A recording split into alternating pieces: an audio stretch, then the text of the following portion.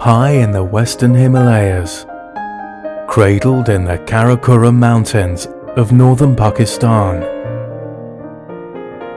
lies a plateau known as the Land of Giants. The Deosai Plateau in Gilgit Baltistan is the second highest plateau in the world. The Deosai National Park is home to the endangered Himalayan brown bear. An estimated 45 to 50 bears live in these rugged plains. When the Deosai National Park was created in 1993, it was divided into zones to allow for the shared use of resources between wildlife and people.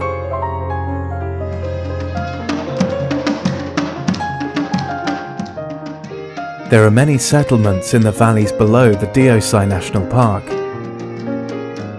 In the villages of Karmang, Montoka, Dapa, Shilla and Sadpara, the local people live a life of extreme hardship. In the past, development projects have been hard to come by in Gilgit Baltistan, and little has changed here in the last 100 years. हमारा यहाँ जो है सर्दियों में बहुत बड़ा मुश्किलात है। अक्टूबर में बर्फबारी शुरू हो जाती है। माल मवेशी को पालना बहुत बड़ा मुश्किल है। सर्दियों में यहाँ उनको चारे में ले जाने की तो बहुत बड़ा हुआ है, बर्फबारी की वजह से वहाँ नहीं पहुँचते हैं। और घास जो है हम लोग जो है तकरीबन मनों के हिसाब से बहुत बड़े बड़े टाल लगा के जमा कर लेते हैं। तकरीबन हमारा इस घास को जमा करने के लिए, जानवरों के घास जमा पूंजी के लिए हमारे लिए कम से कम जो है ये अप्रैल मई से लेकर आगे अक्टूबर तक जो है ये जितने महीने होता है उसमें जो हमारा पूरा वक्त उसमें लग जाता है इनको घास जमा करने के लिए। The summer brings little respite.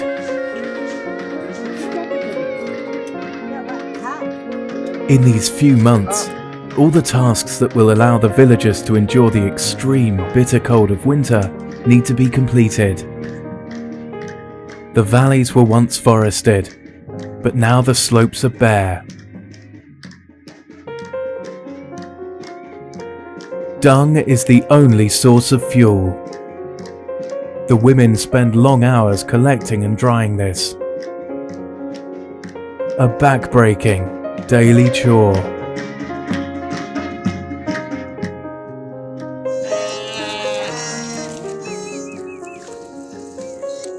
The villagers rely heavily on their livestock to eke out a living.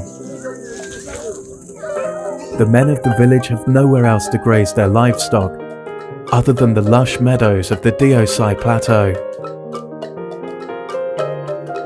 When the park was created, they claimed traditional grazing rights, which had to be respected.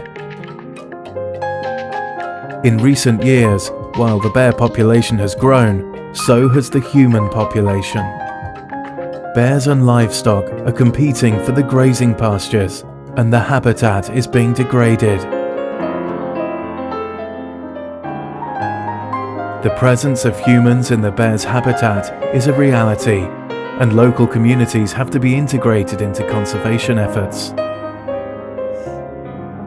The Himalayan Wildlife Foundation, active caretakers of the park for the first 12 years of its existence, did just that.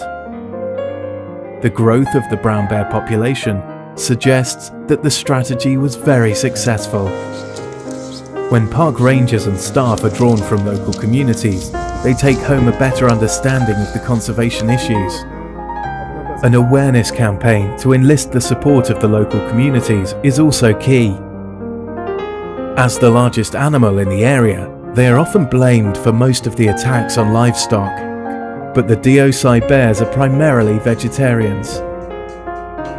A recent survey in and around the park showed that more livestock was being lost to disease than to predation. Making the local people aware of the other, more common causes of the livestock deaths can help create a more tolerant attitude to their bear neighbours. Perhaps most valuable of all is planting the seed of awareness in young minds. After all, it is in the hands of these local children that the fate of the bears will one day rest.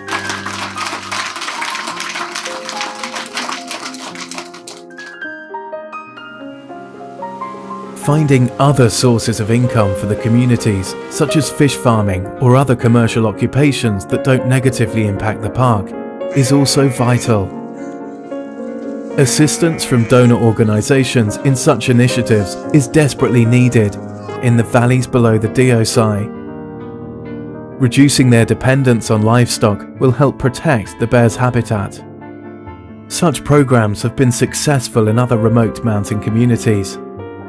Fish farming was introduced in the Brogil Valley, and a vaccination program in the Ayubia National Park. With initiatives like these, the lives of the local people could be greatly improved.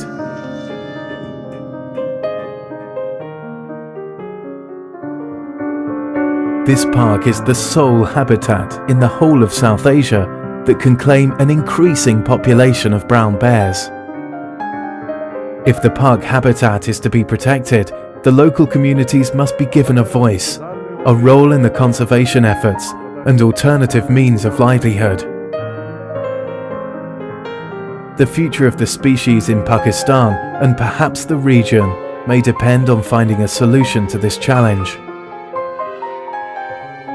Only then can the park and its biodiversity be protected so that future generations can enjoy this valuable part of our natural world.